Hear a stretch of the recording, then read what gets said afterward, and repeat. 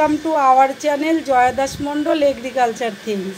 বন্ধুরা, আমি প্রথমেই বলে রাখি, এগ্রিকালচার মানে যে এগ্রিকালচারের কিছু দিতে হবে তা না। আমি এগ্রিকালচারে কাজ করি এবং আমি এগ্রিকালচারটাকে খুব ভালোবাসি, তাই আমি নাম দিয়েছি এগ্রিকালচার। আমি সমস্ত কিছুই আমি দেখাতে চাইছি এই ভিডিওর মাধ্যমে।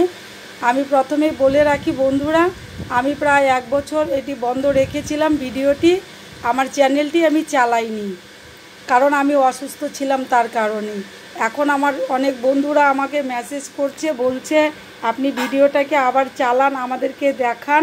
তাই আমি দেখাচ্ছি। দেখুন, আমি আজকে যে রান্নাটি আপনাদের দেখাচ্ছি, রান্নাটি খুব চটজলদি হয়ে যায় এবং খেতে খুব সুন্দর হয়।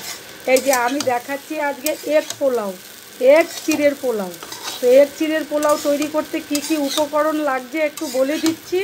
প্রথমেই লাগছে আমার পেঁয়াজ, তেল, যে কোনো তেল, আপনি সাদা তেল দিয়েও করতে পারেন, সয়াবিন অয়েল বা সরষের তেল দিয়েও রান্নাটা করতে পারেন, আপনার যা ইচ্ছা। আপনি ঘি দিয়েও করতে পারেন, বাটার দিয়েও করতে পারেন, আপনার নিজস্ব ব্যাপার। এর মধ্যে লাগছে পেঁয়াজ, তেল, তারপরে নুন, স্বাদ মতো চিনি, একটুখানি লঙ্কা, কাঁচা লঙ্কা, আর লাগছে হলুদ গুঁড়ো, জিরের গুঁড়ো, আপনি মিট মশলা বা চিকেন মশলা দিতে পারেন।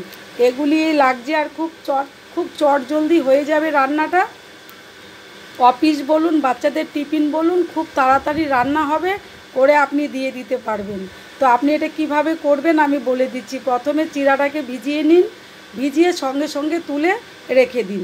তারপরে আপনি কড়াইয়ের মধ্যে তেল দিন, তেল দিয়ে পেঁয়াজ দিয়ে দিন। পেঁয়াজটা যে ব্রাউন ব্রাউন হয়ে যাবে তখন কাঁচা লঙ্কাটা দিয়ে দেবেন, যেরকম যে ঝাল খেতে পারেন সেই হিসাবে দিয়ে দেবেন। তারপরে দেবেন হলো ডিম ভেঙে দিয়ে দিলেন, দিয়ে ডিমটা একটু নুন দেবেন, দিয়ে ডিমটাকে ভুজিয়া বানিয়ে নিন।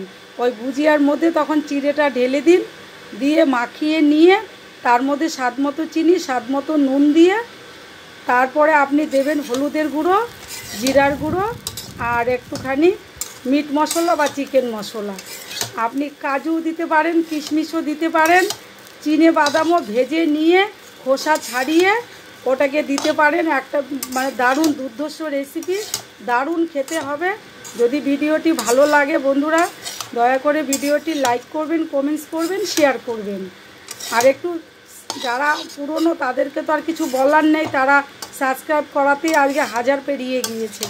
আপনারা যারা নতুন দয়া করে একটু সাবস্ক্রাইব করবেন আর আমার ভিডিওটি পুরোটা দেখবেন।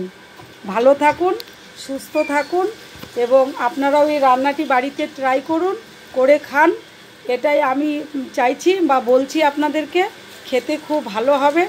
ও সরি, একটা কথা বলা হয়নি, আপনারা ওর মধ্যে চাইলে সবজি আর আলুও দিতে পারেন, দিয়ে ফ্রাই করে নিয়ে ওর মধ্যে ঢেলে দিতে পারেন।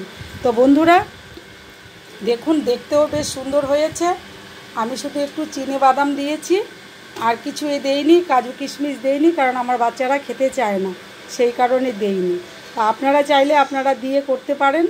আর আপনারা দয়া করে আমার ভিডিওটি একটু দেখবেন, আর আপনাদের উৎসাহের কারণে আমি আবার চ্যানেলটি খুলেছি, এসেছি।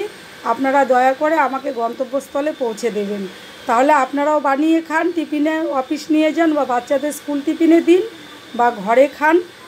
আর ভালো থাকুন, সুস্থ থাকুন, এ কামনা রাখছি।